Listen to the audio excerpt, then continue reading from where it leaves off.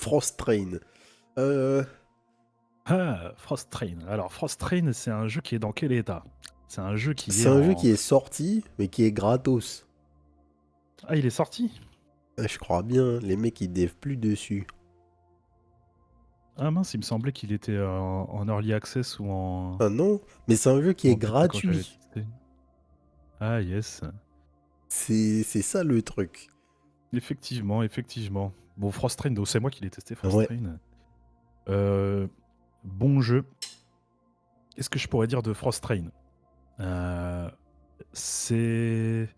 Est-ce que c'est un deck builder? C'est un train Est-ce que c'est un builder. deck builder? Ouais, c'est un train builder. Bon, on peut dire que c'est un deck builder parce que les wagons sont représentés par des C'est cartes dans ça. ta main. T'as une main, t'as une pioche, voilà, t'as des cartes dans ta main, tu peux les Hmm. ajouter à ton train une fois que t'as débloqué les slots, donc quand tu level up, etc. Yes. Et donc t'as des combinaisons entre les wagons, t'as des familles, et donc tu peux débloquer des perks. Et le but du jeu, c'est de maintenir le bonheur dans le train. Donc en gros, toute l'humanité, il fait froid là, c'est le cataclysme polaire là, il fait froid, les gens sont dans le train et ils essayent d'arriver sur une île paradisiaque parce que toute la planète est gelée, sauf une île évidemment qui est située probablement sur l'équateur. Non, j'en sais rien, tu vois, je dis des conneries. Mais mais bon, en gros le lore c'est ça. Et donc t'as un personnage qui est le chauffeur du train qui a un passif donc et tu vas devoir build ton train, maintenir la cohésion de la population et générer suffisamment de ressources pour rajouter des cartes et maintenir ton bonheur, puisque plus tu avances dans la game, plus il fait froid. Ouais. Je sais, c'est pas très cohérent parce que plus tu te rapproches de l'endroit paradisiaque, mais bon, pas Ouais. grave. Et, Plus il fait froid, en plus fait, les gens le s'aiment. Donc, plus il fait froid, plus les gens on le sème. Et en fait, le jeu est très cool parce que il y a un passing en fait à gérer. Donc tu dois gérer l'itinéraire de ton train. Et il se passe des choses avec la météo. Par exemple, si tu sélectionnes pas le prochain nœud par lequel tu veux passer, ton train, il va bifurquer dans une direction au pif. Et il peut t'envoyer, par exemple, dans un cul-de-sac qui va devoir se retourner. Ça peut être très vite la misère. Et donc, quand tu avances dans la map, il y a le blizzard qui te rattrape, donc le froid ultime qui va tuer tout le monde. Il y a le blizzard qui te rattrape. Et parfois, sur ta route, tu vas voir des zones qui sont très problématiques d'un point de vue de la météo, qu'il faut que tu esquives. Et donc, ça te fait faire des détours. En ouais. faisant des détours, le blizzard te rattrape un peu, tu vois. Donc, c'est un petit peu un contre-la-montre permanent. Et c'est un double contre-la-montre permanent parce que t'es contre la météo, tu te bats contre la météo et tu te bats contre la chute du bonheur à l'intérieur du train. C'est ça. Et en fait, tout cet aspect où tu es un peu sous tension permanente en fait pendant la run, elle est assez sympathique, tu vois. Hmm. Même si le jeu est très chill au final, franchement, c'est assez cool. Et puis c'est très satisfaisant de voir son bonheur monter, tu sais, avec toutes les petits Ouais, pop-up avec tous les qui petits sont générés trucs dans et ton tout. train. Donc ouais, c'est un bon jeu. Et C'est en un bon plus jeu de Frost tout Train. ça, il est gratuit le jeu. Et exactement. Et comme dit Yami, c'est meilleur quand c'est gratuit. Ah bah ouais, c'est toujours meilleur quand c'est gratuit. Pour rappel, on a payé des jeux 30 balles et on n'était pas content. Donc, Mhm. y a pas d'histoire. Against the Storm. Against the Storm. Bon, Against the Storm, c'est validé aussi. Hein. Against the Storm, au même titre à peu près que Roots of Yggdrasil, c'est plus ou moins la même cuisine, Ouais, en vrai. En vrai, ça se ressemble beaucoup. T'as une sorte de hub qui te permet de débloquer des petites méta-progressions. Alors, c'est pas dans le même style que Root of Yggdrasil, où c'est vraiment un vrai hub où tu construis des bâtiments et tout, tu vois. C'est plus, t'as une vue sur une map géante, on va dire. Mais ouais, chaque run, tu débarques sur une nouvelle map, t'as de l'exploration à faire sur cette map, t'as de la population à gérer, t'as des bâtiments à construire, etc. Globalement, c'est la même chose. Hein. oh, J'ai pas le souvenir que t'es un capitaine ou un général non, qui arrive avec un passif il y a pas dans Against ça. the Storm. Mais il y a d'autres trucs. Il y a des Mais trucs. il y a d'autres trucs, ouais. Je crois qu'en fait, au fil de la game, il y a un système parce que je crois que dans le lore, c'est genre t'as un envoyé de Sa Majesté qui fait des trucs. Exactement. Et C'est du ça. coup, il y a des perks de l'arène qui pop que tu peux Mm. utiliser ou que tu peux venir avec, je sais plus exactement. Et Il du y a les deux. coup, ah, il y a les deux. Bon, bah voilà. Mhm. Et, Il y a les deux.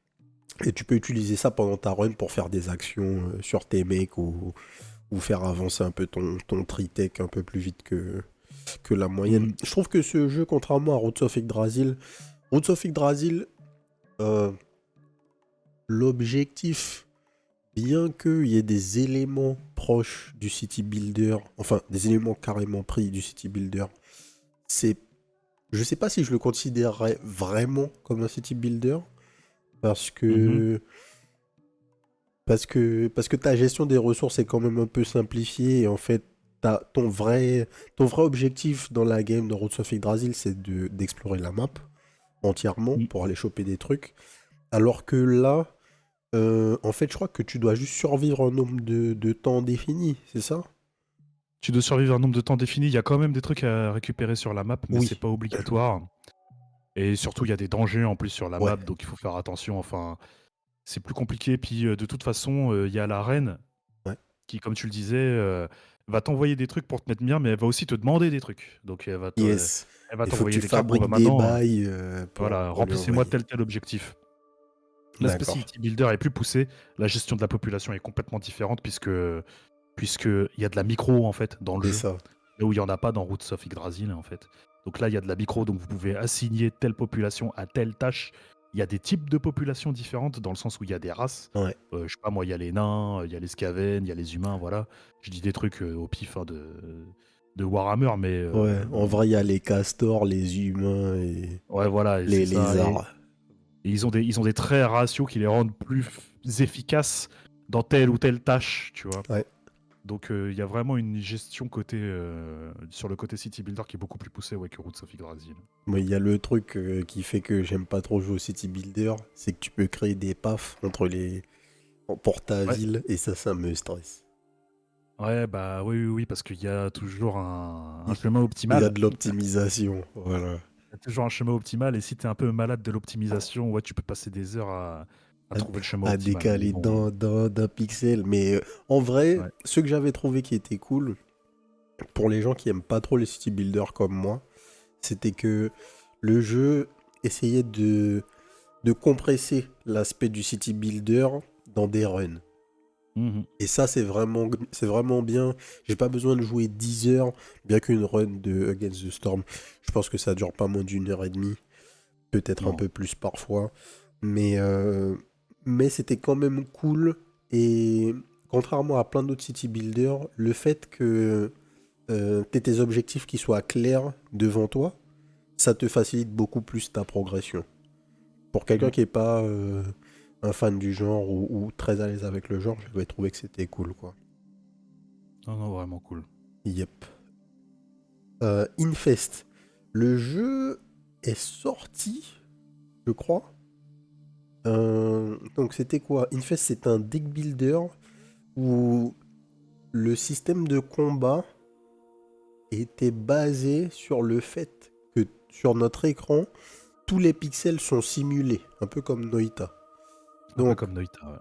si tu joues une carte qui fait tomber une pluie d'acide, il y a une pluie d'acide qui pop et ça va interagir avec le terrain sur l'écran et Mhm. faire des trucs. Ça, c'était vraiment bien pensé. Mhm.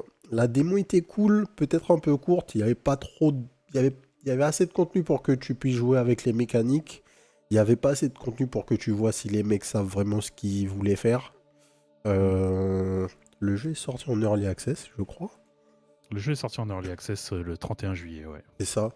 Donc, à voir. Je pense que ça peut aller dans Wait and See. Mhm. Euh, J'espère qu'ils vont faire un truc bien parce que le concept était vraiment cool. Oh, Borderland, ça c'est validé. C'est un roguelike Ah oui. basé sur le jeu de loi. C'est un jeu qui est gratuit aussi. Le concept c'est quoi? C'est que tu joues un personnage qui est sur un board et tu tournes. Tu lances des dés, tu tournes. Et tu dois résoudre les boards. Sur les boards, il y a des ennemis, il y a des choses, il y a des ressources. T'as un aspect un peu RPG, hein, t'as des PV, t'as des ressources, tu lances des spells. Et déjà, j'ai jamais vu ça. Et ensuite, c'était extrêmement bien exécuté, quoi. Les boss fights étaient sympas, de ce que je me rappelle. Il y avait pas mal de possibilités pour faire un build. Il n'y avait pas du contenu infini, hein. Je pense que tu fais 2-3 runs, t'as vu tout ce qu'il y a à voir dans le jeu. Mais il y avait quand même quelques possibilités. Et, euh, et juste pour l'originalité, ça valait le coup, quoi. C'était vraiment rafraîchissant au moment où on l'a fait. Et c'est gratuit. Donc, Et c'est meilleur quand c'est et gratuit. c'est meilleur quand c'est gratuit. Slime 3K. Pas assez joué. J'ai Mhm. le jeu en plus. Hein. Pareil, une des premières vidéos de la chaîne. Le jeu est vraiment sympa. Ouais, C'est ouais, ouais, ouais, très sympa. un survivor build par les mecs qui ont fait Despots Game. Mm. Le concept, c'est que tu joues un slime. Ton slime, il grossit au fur et à mesure de la game. Et tu récupères des cartes qui vont être ton build, en fait. Tes cartes, ben, ça va être des armes que ton slime va porter. Il y a des familles d'armes, enfin des familles de cartes plutôt. Tu vas faire une composition à l'aide des différentes cartes que tu vas choper. Et il y avait une notion de construction de deck avant que tu lances ta game.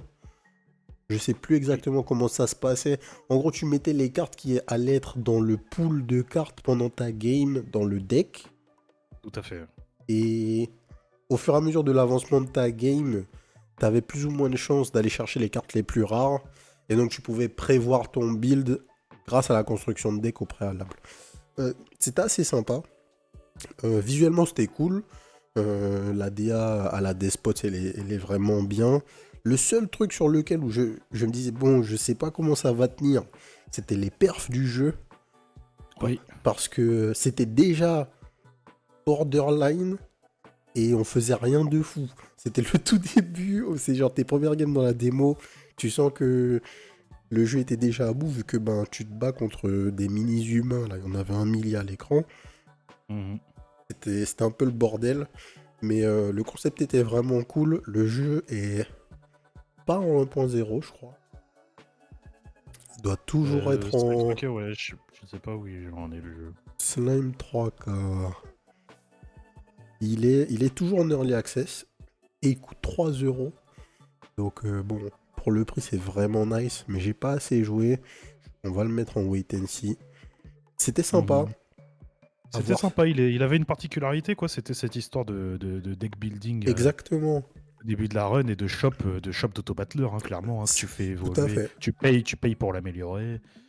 T'avais vraiment Et un aspect stratégique dans la manière dont tu gérais tes ressources en fait.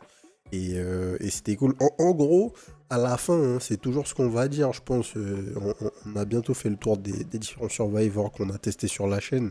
Mais tous les survivors qui se démarquent, ce sont des survivors où tu dois faire plus que kite. Il y a Mhm. un autre élément de gameplay qui est ajouté. Et à chaque fois que ça se passe comme ça, généralement, ça fait un bon jeu. Et du coup, ben, Slime 2K, c'est vrai que il était dans ce cas. Donc, not bad. Heroes of Eternal Quest, ça c'est trash tier. Euh, Mhm. c'est trash tier parce que c'est un sous-Loop Hero. Mhm. Euh, c'est littéralement Loop Hero. Le jeu, c'est un roguelike c'est un roguelike auto-battler. Le concept, c'est tu as un personnage, il est sur un cercle. Enfin, non, il est sur un chemin qui fait une boucle. C'est pas forcément un cercle. Et tout ce que tu peux faire, c'est changer son équipement. Tu as une ou deux capacités actives que tu peux faire, mais c'est tout. Et ben ça, c'est un jeu qui a déjà été fait. Et le jeu n'apporte rien à la formule de Loop Hero, en fait. Au-delà du fait qu'il est en 3D et pas en pixel art. Donc, peut-être qu'on n'y a pas assez joué, mais tout ce que le jeu nous a montré en 1 heure et demie, c'est Loop Hero, quoi. Ouais, ouais, oui, c'est bon. Donc bon, je pense pas qu'on ait rien raté. Mm. Pyrène. Bon, Pyrène, il n'y a pas encore de vidéo au moment où on record ça, mais Pyrène c'est là. Ouais. Il n'y a pas d'histoire. J'ai fait quelques games là, et le jeu est incroyable en fait. Euh, c'est un dungeon crawler euh, rogue où ton personnage est symbolisé par une carte, les ennemis sont symbolisés par des cartes, tout est des cartes. Le donjon est un board avec des cartes dessus. Et c'est trop bien. Voilà. Il y a, euh, il y a trop de rejouabilité. Il y a 8 persos différents. Chaque perso a 3 pouvoirs différents qui vont entièrement changer leur gameplay. Il y a masse reliques, il y a masse cartes différentes, il y a plein d'ennemis différents, il y a plein de manières de build ton perso, autour des damages, autour des status effects, autour de ci, autour de ça. Il y a du lore, l'ambiance sonore est bien, l'UI est bien, les options sont bien, il y a des options d'accessibilité. Bon, le jeu C'est coche toutes français. les cases. C'est français. Bon, c'est trop quoi. Pyrénées en plus, c'est genre le Panthéon des Pyrénées. Non, c'est trop bien. C'est clair. Il n'y a rien à dire quoi. Donc, Pyren, allez le choper. Il n'y a pas d'histoire. C'est 1.0, c'est pas une early access. Donc, ça, il faut y jouer. Striving for Light Survival. Bon. Il y a le bon et le mauvais Survivor. Ça, on y est. L'ADA, je déteste. Ça, c'est subjectif. Et comme le reste de la vidéo, tu me diras, mais l'ADA, vraiment, non. La partie build, oh, il y avait le passive tree. Donc, en fait, ton personnage, il a un skill tree que tu fais avancer et tout. Et le problème qu'il y a avec le skill tree, c'est que, si je dis pas de bêtises, les nouveaux nodes qui apparaissent au fur et à mesure de ta game, t'as pas de contrôle dessus en fait. Donc tu faisais un chemin et t'étais pas sûr de, en fonction de la direction dans laquelle tu allais, que t'aurais pu trouver quelque chose qui va match ce que t'es en train de build. Je sais plus exactement comment ça marchait, mais à la fin, je me suis dit, mais attends, mais c'est de la folie, pourquoi ils ont fait ça? Et pendant que je suis en train d'en parler, c'est marrant parce que, à l'inverse, on a parlé plutôt de Talented, qui est un truc qui randomise entièrement ton skill tree, mais ça marchait extrêmement bien. Donc c'est pas que l'idée était mauvaise, c'était que l'exécution, c'était pas bon, quoi. On a fait une run et je me rappelle, ça m'avait saoulé. Donc, Ah ouais. Le point positif de Striving for Light, c'est que juste il a fait des milliers de vues sur la chaîne. C'est tout. Globalement, on était dégoûtés. Tu te dépouilles à faire des vidéos sur des jeux qui sont bien, et genre c'est lui qui ramasse les vues. De ouf. Oh là là, donc bon. Ah là là, Lui, il est là, mais ouais. C'est pas lui qu'on va vous recommander si vous voulez jouer à un Survivor, quoi. Destroy the Monolith. Bon. Écoute. Destroy the Monolith, ça c'est moi qui avais testé ou c'était toi? C'est moi qui avais testé, on était ensemble. On était ensemble sur la vidéo, ouais. Ouais, c'était pas dingue, Destroy the Monolith. Hein. C'était pas dingue. Oh là là. Bon. On n'avait pas eu un message du dev d'ailleurs? Oui, mais en fait, le dev nous avait envoyé la clé. Je crois que c'est un français, le dev. Donc c'est un solo dev. Il nous a envoyé la clé. Bon. Ah oui, c'est vrai, il nous avait envoyé la clé, on a testé son jeu. Ouais, on a testé son jeu en amont, on lui a parlé, on lui a envoyé la vidéo. On lui a envoyé la vidéo en avance, avant de la sortir. Ouais. L'idée du jeu, elle est pas trop mal. L'idée du jeu, c'est à chaque fois vous arrivez sur une map, il y a un monolithe, faut le détruire. Donc pour le détruire, vous jouez un robot qui son seul pouvoir au début, c'est qu'il peut miner, c'est ça. Ouais, c'est ça. Il peut miner et après il peut construire des. Il peut miner, il peut construire des trucs, c'est ça. Et en fait, le jeu, c'est un mix. Non, c'est pas ça. En fait, on doit détruire. C'est pas nous qui devons détruire un monolithe. Non, si, c'est ça. On doit détruire un monolithe, mais en plus, il y a des ennemis qui pop. Du monolithe, ouais. Du monolithe, périodiquement. Donc en fait, c'est une sorte de tower défense inversée. Puisque il se trouve que la tour, on doit la détruire. et les ennemis sortent de la tour. Mais donc il y a un pathing et notre capacité à miner nous permet de détruire le terrain pour un peu forcer le pathing comme on veut. Et on peut poser des tours comme dans un tower defense classique. Mais la manière dont c'était amené, juste ça marchait pas. C'était trop lent, le minage était trop lent, le minage était trop chiant. Mhm. Et tout ce que tu fais, c'est miner 90% du temps. Donc en Ouais, c'était fait, le gros problème du jeu, ouais. c'était le gros problème. Au fur et à mesure, le perso gagnait des upgrades et tout, mais en fait, miner ne devenait jamais fun. Et bon, tu mines toute la game, donc ça marchait pas. Mhm. Ça marchait pas, ouais. Kadomon. Je sens les larmes de sang. Ah ouais, Ah oui, pour Striving pour for Light. Striving for Ouais. Light, ouais. Ouais, bah Euh, ouais.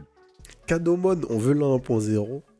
On veut la 1.0. Ouais, ça par contre c'était godlike. Mhm.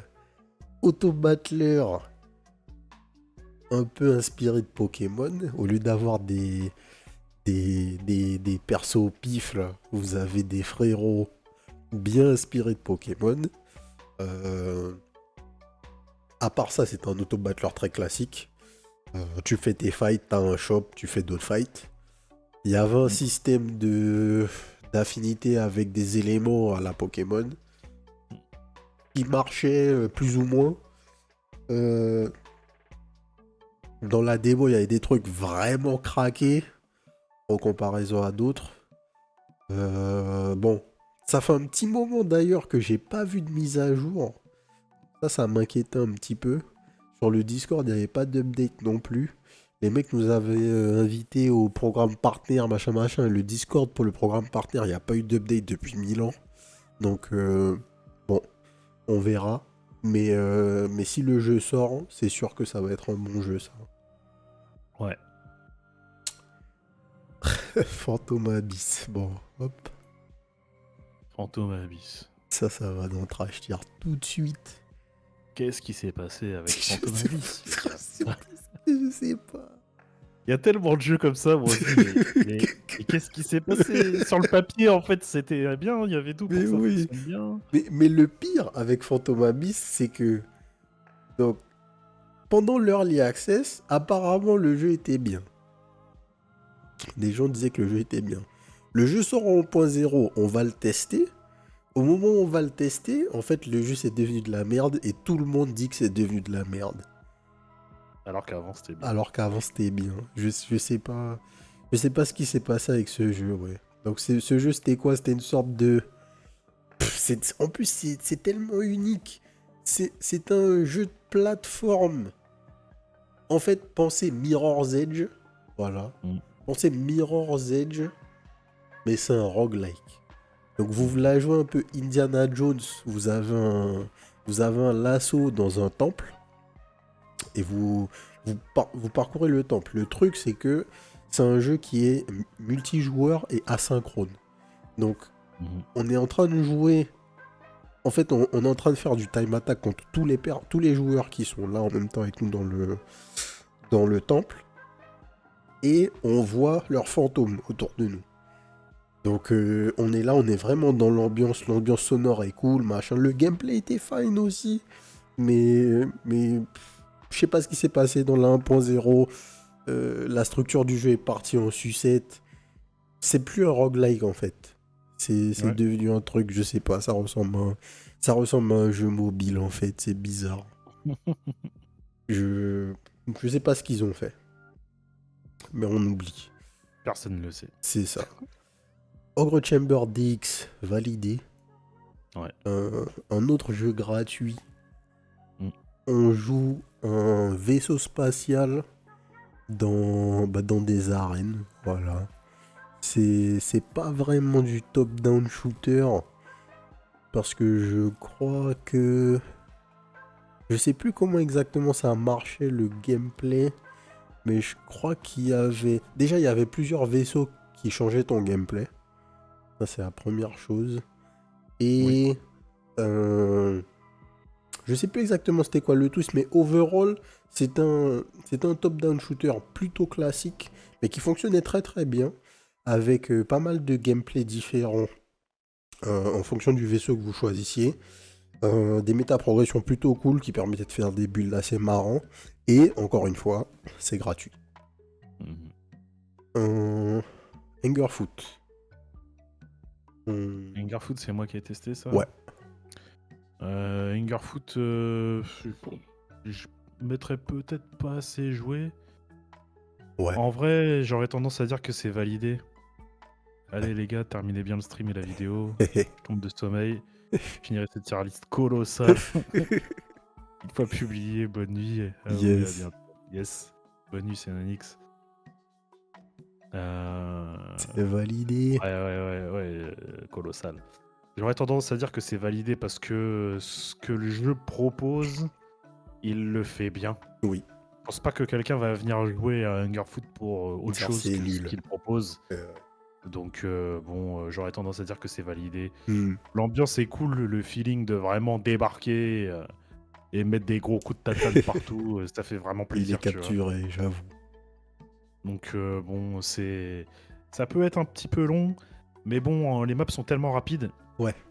Les maps sont tellement rapides que bah ouais, il faut qu'il y ait des chapitres, il faut qu'il y ait plein de biomes pour que ça traîne un petit peu en longueur, parce que sinon juste bah tu vas jouer 5 minutes et puis Tout à fait. t'auras fini le jeu quoi. C'est clairement un jeu de speedrunner en plus, ça. C'est Ah, le c'est un jeu de jeu. speedrunner, ouais. Pour ceux qui kiffent ça, c'est voilà, c'est un jeu de speedrunner. Allez hop, validé. Breachway. Ça pareil, j'ai pas joué. Breachway, ouais. Alors Breachway, est-ce que c'est en early access ou C'est pas encore encore un tout petit Breachway? peu, ça sort à la fin du mois, ça. Ça sort à la fin du mois Breachway? Ok, Ouais. bah dans ce cas-là, on va mettre ça en wait and see. Ouais. Alors Breachway, on l'a testé, je crois, à l'époque où on avait testé C'était pas loin de Lone Star, je pense. Lone Star, ouais. Donc c'est un petit peu la même ambiance, mais c'est pas du tout le même gameplay. Ouais. Breachway, si je me souviens bien, il n'y a pas d'histoire de dés, je crois, dans Breachway. Ok. C'est que de la gestion de ressources et des cartes. Ok. Donc en fait, c'est du deck building où pareil, en fait, tu as des modules qui te donnent accès à certaines cartes Ok. et t'as des ressources que tu builds en fait à l'intérieur de ton vaisseau qui te permettent de jouer ces cartes. Mettons, tu as une ressource bleue, une rouge, tu vois, je te dis des bêtises, je sais plus exactement. Et t'as une carte qui va te coûter que du bleu, une carte qui va te coûter que du rouge, une carte qui va te coûter du rouge et du bleu, tu vois. Voilà. Et t'améliores ton vaisseau comme ça au fur et à mesure de la run. Et en fait, tous tes combats, ça va être du coup un peu comme pour Lone Star, vaisseau contre vaisseau, tu vois. Ouais. T'as un équipage et donc t'as des capacités actives qui sont associées à ton équipage. Ok. Et c'est vraiment un bon jeu, hein. C'est un rogue, hein.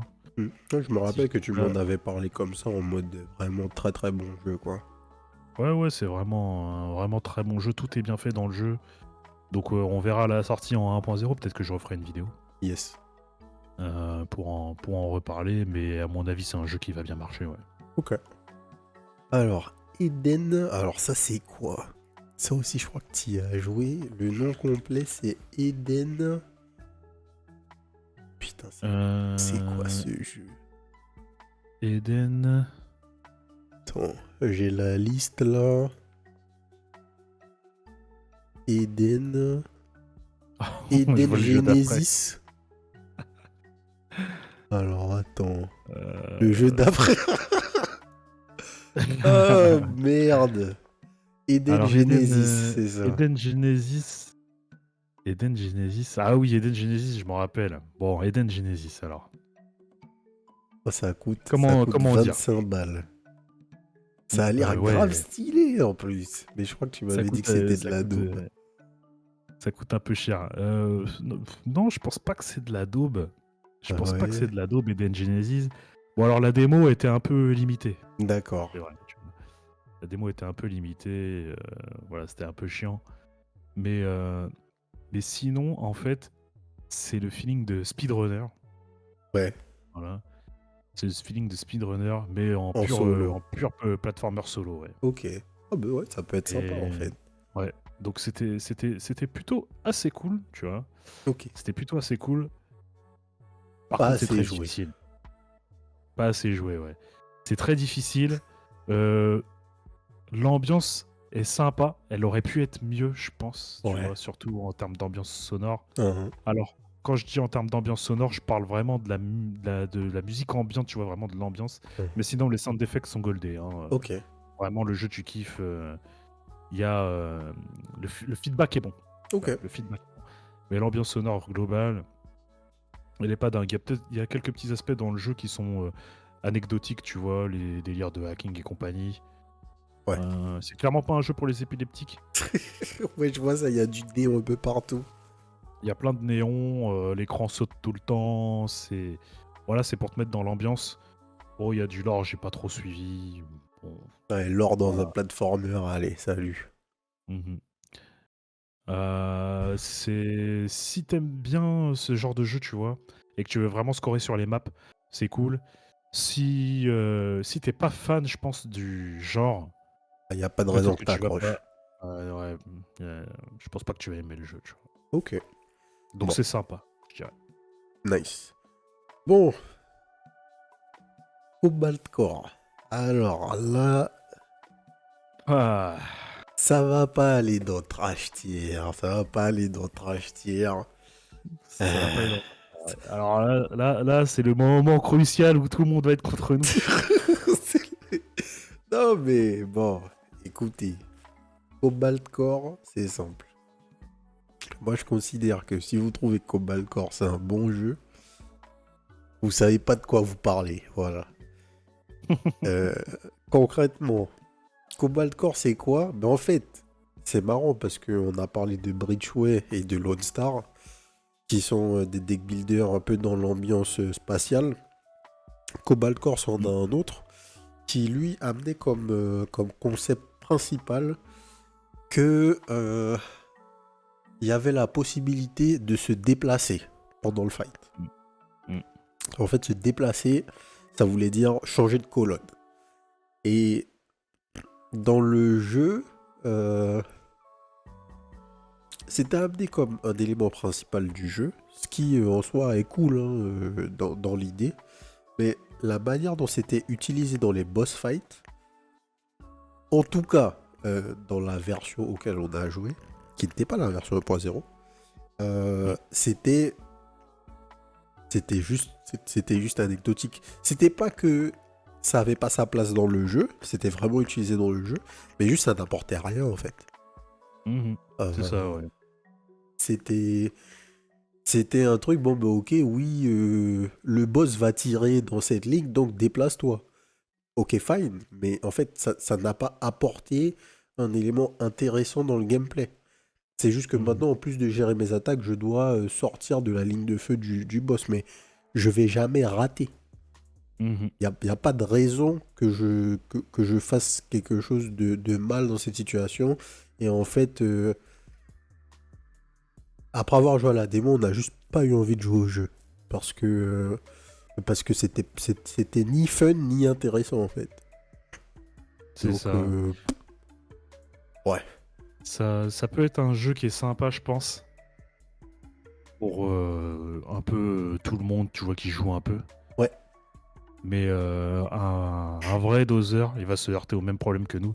C'est-à-dire que Cobalt Core va devenir intéressant seulement après 10-15 heures de jeu, quand tu auras débloqué les difficultés plus élevées, les machins. C'est ça. Ou là, tu vas être obligé de prendre des coups, va falloir que tu fasses des choix entre est-ce que tu te déplaces ou est-ce que tu restes sur place. Tu prends le coup, mais pour mettre un gros dégât, tu vois. Mhm. C'est. En fait, il n'y avait pas d'enjeu lié au déplacement. Mhm. Donc, le déplacement, c'était quoi? C'était juste un truc qui faisait chier, en fait, ça te fait C'est perdre du ça. temps. C'est C'est ça. tout. Et, euh, et ça, c'est vraiment dommage. Et alors après, le jeu a été adulé, mais d'une force. Ouais. On s'est dit, mais on a raté un truc, c'est pas possible. Et en fait, tu regardes les mecs jouer, Et en et fait, en bah fait, c'est non, on n'a pareil. rien raté. C'est ça. C'est juste que ça leur plaît. Bon, bah écoutez, si ça vous plaît, tant mieux, tu vois. Tant mieux, hein. C'est tout ce qu'on souhaite, hein. On souhaite Ouais. pas que les jeux fassent des gros ratés et compagnie, tu vois. C'est pas ça l'idée. Mais pour le coup, quand tu prends un jeu comme, je sais pas, comme Demon's Mirror, plus haut, ou même des jeux plus petits, on a eu quelques dungeon crawlers sympas ici dans Validé.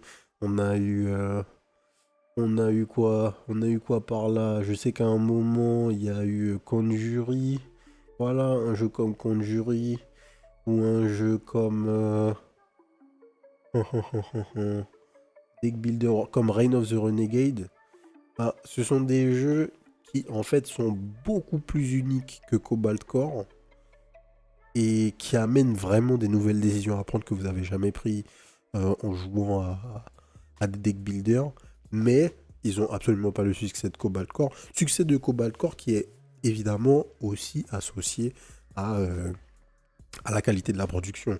Visuellement, c'est beau, Mhm. il y a un peu de lore, il y a des animaux sympas, c'est eux les protagonistes. Bon, il y a pas mal Mhm. d'éléments qui font que le jeu est conçu pour mieux fonctionner que les jeux que j'ai cités avant. Mais maintenant, Mhm. quand on a vu des mecs qui sont plus ou moins des doseurs dire que ça c'était trop bien, on n'a pas compris. Ah bah ouais, le doseur qui a passé plus de temps sur Cobalt Core que sur Tiny Rock, par exemple.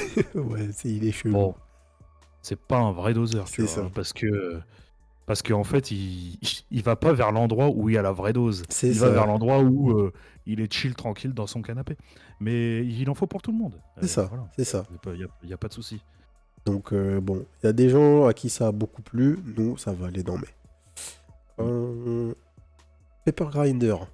Bon, c'est validé, on n'a pas assez joué, on n'a même pas joué à la version 1.0, mais ça sert à rien de machin. Mm. Eh bah, figure-toi que j'ai joué à la version 1.0 cet après-midi. Ah ouais? Ah nice. Ouais. Alors, J'avais une pote qui était là qui aime bien les jeux vidéo depuis qu'elle est petite, mais elle geek plus du tout. ok. Et elle me dit: «Qu'est-ce que tu as à me proposer?» Bon, à part les trucs VR et compagnie et tous les autres jeux, Ouais. j'ai vu, en lui posant des questions, j'ai vu qu'elle aimait bien les platformers. Ok. Et j'ai dit: «Bah tiens, j'en ai testé un cette année qui est pas mal, on va jouer à ça». Et j'ai aidé le Paper Grinder, on a fait tout le début du jeu jusqu'au premier boss. Ok. Et non, le jeu est goldé. Le jeu est goldé, Bon. voilà, il y a pas d'embrouille, ça respecte ce qui était présent dans la démo. Mhm. C'est fun, c'est dynamique. Franchement, la BO est bien, ça clique bien, les sound effects, le feedback est bon. Ouais. Elle a adoré, tu vois, elle, par Bon. exemple. Bah ok. Donc voilà, on Tout n'a pas menti. simplement. Allez, c'est validé. Un Wanderer Sigil. C'est toi qui as joué à ça aussi. C'est moi qui ai joué à ça. Ouais, ça, c'était un jeu qui avait une vibe For the King, je crois. Je crois un peu. Je crois bien, hein. Laisse-moi aller checker vite fait la page Steam À du quoi jeu. ça ressemble ce truc? Wanderer Sigil. Il me semble hein, que c'était ça. Wanderer ou Wanderers?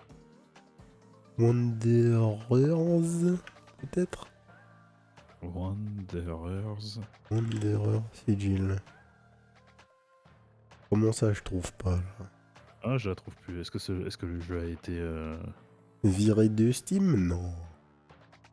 Ils, ils ont Si? abandonné le dev? Je sais Attends. pas si c'est possible, hein. Ça serait abusé. Euh... Alors. Ah, est-ce que c'était un jeu sur Steam? Wanderer Sigil, Google, tac tac. Ah non, Affichez-vous chaîne. je trouve sur Epic. Ah. Donc peut-être qu'il a été sorti. Peut-être qu'il était sorti de Steam, ouais. Ah. Alors Wanderer Sigil, je me rappelle, ça fait longtemps, on a testé quand même beaucoup de jeux, je me rappelle plus ce que j'avais donné comme conclusion, mais il me semble que le jeu était pas mal. Donc c'est un jeu, oui, c'est un jeu d'exploration. Je me souviens plus si c'est un rogue, je crois pas. Ok. C'est un jeu d'exploration à la For the King. Ok. Donc c'est la même structure, hein, avec les cases en hexagone, t'es dans une caravane, tu te déplaces avec ton groupe, hein, composé pas d'une trinité, mais bon, une composition équilibrée avec un mec qui soigne, un mage, un assassin, tu vois, ce genre de choses. Ouais. Un mec qui tank, qui protège les autres. T'as un objectif sur la map que tu dois aller chercher et ramener quelque part, si je me souviens bien.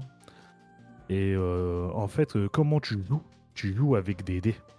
Ok. Tu joues avec des dés que tu lances et chaque dé correspond à une de tes classes, en fait, D'accord. Et la classe peut faire des actions liées à son dé. liées à son dé, exactement, tu vois. Et donc, tu as des classes qui ont le droit de lancer plusieurs dés, ce genre de choses. Ok. Et donc, tu peux modifier tes dés au fur et à mesure de la game. En modifiant tes classes, tu peux aussi équiper tes personnages et un aspect RPG. Ok. Wanderer Sigil, je sais plus dans quel état est le jeu. Là, comme ça, j'aurais tendance à mettre soit wait and see, soit pas assez joué. On va plutôt mettre pas assez joué, je Ouais, pense. parce qu'on Je sait sais pas pas où, dans quel état. où il en est. Yes. Ok, ok. Rotwood, on attend le 1.0. Ouais. Rotwood, très bon jeu, hein. Action roguelike en multi, euh, avec un fonctionnement à la Monster Hunter. L'objectif c'est d'aller dans des salles pour chasser un big boss, enfin dans des biomes pour chasser un big boss. Chaque Mhm. arme a un gameplay assez unique. Mhm. Un- Avec des armes qui ont quand même un gameplay plus unique que d'autres. Ouais. On aura forcément des armes supplémentaires. Les boss fights étaient plutôt sympas. On avait peut-être, au moment où on a joué, qui était le début de l'Early Access, un petit manque au niveau de, au niveau de la variété en termes d'upgrade au sein des runs, Mhm. qui faisait qu'on n'avait pas forcément beaucoup de différence d'une run à l'autre à partir du moment où on jouait une arme en particulier. Euh, Il y avait un peu de variance sur le damage output, mais ça s'arrête là. Après, l'objectif c'était. Enfin, moi je le voyais plus comme un jeu où les upgrades, elles étaient là histoire de. Tu vois. Ouais. Mais en vrai, tu joues ton arme, les upgrades que tu as, elles sont là un peu pour augmenter ton perso très rapidement. Mais en fait, ton personnage, c'est ton gear et ton arme. Mhm. Et tu vas dans le biome. Mais ça fonctionnait très bien. Donc, à voir la direction qu'ils veulent prendre. Est-ce qu'ils vont nous rajouter des trucs pour avoir plus de variété dans les builds qu'on peut faire grâce aux upgrades dans les runs? Ou est-ce qu'ils vont aller à fond sur le fait que bah, l'identité de ton personnage, c'est l'arme qu'il porte et tu restes sur ça? De ce que je lisais dans les upgrades qu'ils ont déjà fait, en fait, ils prennent un peu les deux chemins en même temps. Donc, il y a plus d'upgrades et il y a plus de spécificité pour chaque arme, ce qui est une bonne chose. Euh, L'autre truc qui est bien, c'est que les mecs qui dévent le jeu, c'est Clay, les mecs qui font Don't Starve. Et on sait que eux, quand ils font un jeu, s'ils font en tout cas la même chose qu'avec Don't Starve, ils vont faire beaucoup de contenu pour leur jeu pendant très longtemps. Donc potentiellement, on a un très bon jeu en devenir avec Rotwood. Reste à voir qu'est-ce qu'il en sera une fois qu'il va sortir en 1.0. Mhm. Et dernier bon point, jouable à 4. Bon, Ouais. là, rien à dire. Euh, Vexland, c'est toi qui avais testé, je crois. Vexland. Ouais. Vexland, il me semble que ça va aller dans Wait and See. Ouais. À moins que ce soit sorti. Je vais aller Non, checker ça. non, non, Ok. c'est pas sorti. Ça Alors, m'intéresse, ça. Vexland. Donc je sais que c'est Ça pas t'intéresse. sorti. Vexland. C'est. Comment dire? Vexland, ça s'est très bien passé. Mhm. Voilà. C'est un jeu d'exploration. J'allais dire classique. Mais en fait, je saurais même pas dire si c'est du classique. Mais bon, voilà, c'est un jeu d'exploration avec une notion de survival, c'est-à-dire que tu récoltes des ressources, Ouais. t'as un shop, tu dois crafter des trucs pour pouvoir augmenter entre guillemets ton personnage et ta base, Mhm. pour pouvoir explorer plus loin, Ouais. etc., etc. Le début, j'ai joué que à la version démo. Ouais. Le début de la run est quand même assez long, puisque la fin de la démo, en fait, c'est que tu vas dans un donjon et tu reviens avec une ressource, et une fois que tu as cette ressource, bon bah voilà, Ça s'arrête. tu reviens et ça s'arrête. Ça s'arrête pas longtemps après, puisque en fait c'est le nombre de cases que tu débloques qui Qui marque la était fin de la démo. limité. Ouais. Et donc bon bah c'est c'est un time eater en fait le jeu. Voilà, si si tu tombes dedans, tu lances ta run, ah, tu peux rester bloqué, je pense, 3 4 heures sans bouger. Et à la fin, tu te diras, oh là là, j'ai pas avancé. Tu sais. Ouais. Ouais. Alors qu'en fait, ça fait déjà 3 heures que tu joues, tu vois. C'est un jeu qui m'a directement fait penser à Forager quand je l'ai vu, Ouais, quand je t'ai vu y jouer. tout à fait. Et Ouais. Forager, très bon jeu. Donc a priori, Vexland, très bon jeu, hein. On Ah, c'est attendra. du même acabit, c'est du même acabit. Donc, je suis en train de checker là. Ouais, date de parution, malheureusement, il n'y a pas de date encore. Ouais, c'est ça, pas de date. Donc ouais, c'est du wait and see. Mais bon, à mon avis, ça, ce sera un bon jeu. Ça sera un bon jeu. Mm. Hmm, Bon, Beat Slayer. Ah, malheureusement, ça va aller là, hein. C'est, Ouais, c'est, c'est dommage. J'ai voulu aimer ce jeu, hein, mais non. Euh, ouais. Beat Slayer, c'est un action roguelike avec une composante rythmique. Donc, on n'est pas entièrement putain, comment ça s'appelle? Le. On n'est Et pas Fire encore, Rush, on n'est pas encore sur Crypto the Necrodancer, voilà. Crypto the Necrodancer. Puisque Crypto the Necrodancer, on est entièrement sur un roguelike où tout le gameplay est basé sur le rythme. Là, on a Mhm. quand même un vrai gameplay action un petit peu à la Hades. Donc, vue isométrique, des boutons pour attaquer, un build, machin, machin. Mais si on fait les trucs on time, on maintient un rythme et, euh, et on a des dégâts bonus ou enfin, il y a des éléments de gameplay qui sont orientés autour du fait de maintenir son combo et maintenir le rythme.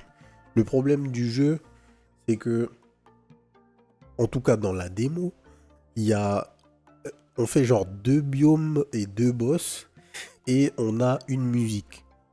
Donc, le problème, c'est Je, je sais pas si on a besoin de dire plus que ça. Mais si tu fais un jeu de rythme et qu'il n'y a jamais de changement de rythme, il y a un souci. Mhm. Donc, Mhm. bah, il y a un souci, quoi. Voilà. Le jeu est sorti, je crois. Euh, Je vais voir, le jeu est sorti. oh, Le jeu est le sorti le jeu 4 coûte 20 avril euros. 2024. Ok. Ouais, ouais, ouais. Bon. C'est un scam. Faudrait que je vois. Peut-être le jeu est bien. Visuellement, Mhm. c'était sympa, il y avait plein de trucs qui étaient cool, mais l'aspect musical était pas ouf dans un jeu de rythme. Bon, voilà, c'était éliminatoire. Euh, Dungeon 100. Bon, alors ça, j'ai envie de le mettre dans Masterclass. Mais, mais c'est peut-être un peu abusé. C'est peut-être un peu poussif. C'est validé, je pense, c'est bien. Validé, c'est bien. Euh, je me rends compte, lobotomie auditive en plus. Non, mais clairement. Le même rythme pendant des heures, c'était pas possible, quoi. Euh, Ouais. Ah, ils ont abusé peut-être sur la version démo. Faudrait vraiment voir en 1.0 Faudrait parce que voir. Parce que ça me c'est. semble vraiment abusé. Ah ouais, ouais, c'était pas possible. Si t'as pas cet aspect-là, en vrai, peut-être que tu tiens un bon jeu. Mais là, c'était pas le cas. Et le jeu est sorti depuis le 4 avril 2024. Il y a 65 reviews. C'est très positif, mais il y a que 65 reviews. Pour un jeu qui coûte Mhm. 25 euros, c'est bizarre. Enfin, Dungeon 100, c'est un jeu très proche d'un autre jeu qu'on a classé plus tôt, Godslayer Arena. Dungeon 100, c'est du coup son ancêtre, hein, puisqu'il est sorti peut-être 1 an et demi, 2 ans avant. Le concept, c'est que c'est un auto-battleur où on joue un personnage d'un ARPG. Donc, on a une, une ligne de capacités. On pose nos capacités qui sont en fait sous forme de cartes. Et nos capacités s'effectuent de gauche à droite. Et on fait notre build comme ça. Et notre personnage, il se bat contre des ennemis qui l'attaquent dans le biome. On le voit se battre en temps réel. Et nous, on fait plus rien à partir du moment où on lance le fight. Et les possibilités de build sont incroyables dans ce jeu. Euh, avec la particularité assez intéressante que la spécificité principale du jeu, c'est qu'une fois que vous terminez le jeu, vous finissez le donjon avec un personnage, c'est ce personnage qui devient le boss du donjon. Et je m'étais retrouvé dans une situation assez marrante où j'avais fait un build tellement craqué que je pouvais plus gagner. RIP. Parce que, parce que mais vraiment, j'ai encore les vidéos de ce build. C'est bon. Là, on parle d'un jeu où en fait j'avais un personnage qui créait des plantes qui se multipliaient et qui se transformaient en orques géants. Donc voilà, il y a pas de logique dans ce que je viens de dire. Mais Dungeon 100, c'est ce genre de jeu. En termes de conneries que vous pouvez faire. Donc, très bon jeu. Beaucoup de possibilités. Une dizaine de classes. Mass skill, plusieurs familles de skills. Vraiment très intéressant. Pas très cher. Ça fait longtemps qu'il est sorti. Je pense pas qu'il y aura plus jamais aucune update sur ce jeu. Mais je pense que ça fait partie des... C'est dans les meilleurs jeux indés auxquels j'ai joué ever en fait. Dans tous les jeux auxquels j'ai joué, dans les jeux dont je me rappellerai très longtemps, il en fait partie.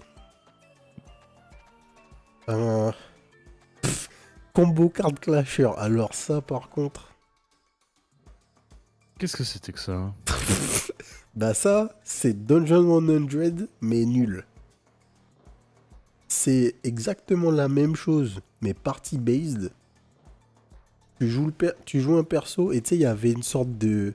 Il y avait une ligne où tu Ah posais oui. des cartes, et ça faisait les capacités de ton personnage. C'est genre exactement ce que je viens de décrire avec Dungeon 100, mais juste c'était absolument nul, quoi. Oui, je m'en C'est... souviens. C'est... Il y a rien Ah, à il y avait un dire. problème, il y avait un problème de taille dans ce jeu, hein. Je sais plus ce que c'était Ouais. exactement. On jouait, mais en fait, à la fin de la game, on est arrivé au boss, et en fait, on n'avait rien fait. Il n'y avait pas de combo. Alors que tout le truc, on te dit, ouais, regarde trop bien, tu vas pouvoir faire des trucs stylés avec la freeze, tout ça, et en fait, tu fais rien, tu gagnes. Donc, non. Stick It to the Stickman, on attend le 1.0, mais vraiment fort. Hein. Ouais. Oh, ça, C'était un délire ce jeu, hein. incroyable. Tu joues un Stickman, et en fait, allez voir la vidéo. Ouais, c'est pas trop. Je peux C'est pas trop décrire. c'est ça, c'est impossible de décrire. Sachant qu'en plus, le truc qui était ouf, c'est que dans la démo, donc en gros dans le jeu, le lore c'est que t'as un mec, t'as un salaryman, tu travailles dans une entreprise. Et dans la démo, il y a une seule entreprise qui est dispo. Il y a plusieurs entreprises, et chaque entreprise, c'est un jeu différent. Le gameplay entièrement change et tout. Et donc, on n'a vu qu'un seul gameplay et c'était déjà ouf. Donc, allez voir ça. Le jeu aurait déjà été censé sortir. Je crois que c'est publié par Devolver. C'est publié par Devolver Digital et date d'apparition 2024, donc on n'a pas de Ouais. date. Peut-être ça sortira avant la fin de l'année. Peut-être ça sortira en 2025. On verra bien. Mais ça, ouais, ça c'est sûr qu'il va falloir y jouer. Ouais. On est sur la fin. Ex-Guardian. Yes. Je m'en rappelle plus. Ah, gars, Ex-Guardian. Ex-Guardian, c'était mais. Ex-Guardian, c'est un tower defense où le chemin, enfin la map, c'était des hexagones. Et la Ah oui, partie, tu récupérais des tuiles. Et tu fallait que tu les récupérais des positionnes. tuiles, tu les posais. Et en fait, il y avait des tuiles qui pouvaient pas être adjacentes parce que, je sais pas, il y a une tuile, il y a une rivière.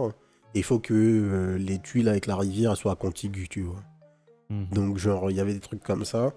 Et toi, tu pouvais poser tes barracks, tes casernes avec les unités qui sortaient des casernes un peu là où tu voulais. Il y avait un peu de limitation par rapport à l'endroit où tu les avais posés et tout. Et les ennemis arrivaient des extrémités. Et donc, tu pouvais créer le pathing avec ton positionnement des tuiles. Le concept était vraiment bien. On finit la game, on arrive au truc de méta-progression. Et là, on dit, ah ok, non. C'était... non. Ouais, l'arbre de métaprogression était colossal. Il je était m'en souviens. colossal. C'était... Donc, très bonne idée. Gameplay plutôt sympa. Et puis, en fait, faut que tu grindes, quoi. Donc, non. Gorgon Shield, Wait and See. Wait and see. Très bonne idée. Exécution plutôt pas ouf dans la démo. Ouais. En plus, pas mal de méta-progression. Non, c'était pas ça, quoi. Ah, ça paraissait impossible de gagner. Hein, Ça vraiment. paraissait vraiment possible de gagner dans le jeu. Donc, bon, ça avait l'air sympa. C'est en fait un auto-battleur où tes personnages sont posés sur un shield. Ils sont posés genre aux quatre coins du shield. Et il y a quatre chemins généralement qui arrivent de chaque côté du shield. Et pour aller faire ce que tu as envie de faire, il faut que tu fasses pivoter le shield. Et bon, c'est... Early, c'était mort, quoi. Donc, si le Mm. jeu reste comme ça va encore être un jeu où tu vas devoir grind 600 ans avant d'avoir une team. C'est ça. Donc, flemme.